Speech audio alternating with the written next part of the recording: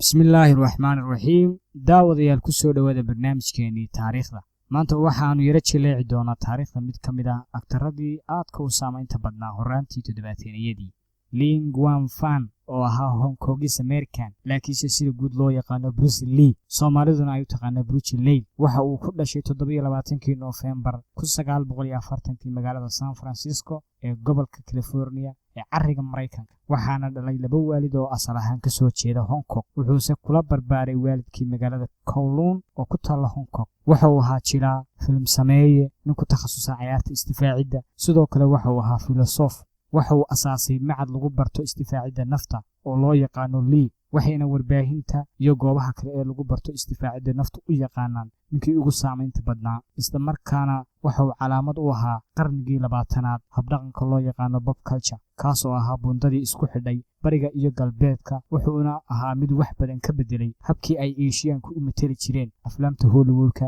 haddaba yaraantiisii Lee waxa ka caawiyay aabihii inuu matalo aflaanta wuxuuna matalay dhowr filim Lee waxa uu kici timay dalka Mareykanka isagoo ay da'diisu tahay 18 sano jir isagoo rabay inuu ka soo qaato dalka Mareykanka waxbarasho heer sare ah gaar ahaan jaamacadda Washington haddaba intii lagu guda jiray waqtiga waxa uu bilaabay inuu dhigo ciyaarta istifaacidda nafta filmadiisii Hollywoodka ahaa iyo kuwii Hong Kong ee uu soo saaray waxa ay kor u qaadeen farsamada istifaacidda Hong Kong waxayna galbeedka aad caan uga noqotay farsamadaasi 1970kii jahada iyo codka ay u socdeen filmadiisu waxay gilgileen Hollywoodka Hong Kong iyo dunida inteeda kaleba haddaynu yaro jaleecno filimada Lee uu lahaa ee ahaa filimada istifaacidda nafta waxaa ka mid ahaa filim la yiraahdo Louis Big Boss oo matalay 1971 iyo filimka la yiraahdo Fist of Fury oo matalay 1972 Golden Harvey Way of Dragon oo matalay 1973 iyo Game of Dragon oo soo baxay kadib dhimashadiisii 10 May 1973 intii lagu gudi jiray soo bandhigga filimka Dragon ayuu Lee si kadis ah dhulka ugu dhacay isagoo ka cabanaya madax xanuun iyo dhabar xanuun si dhaqso ah ayaa loogula cararay hospital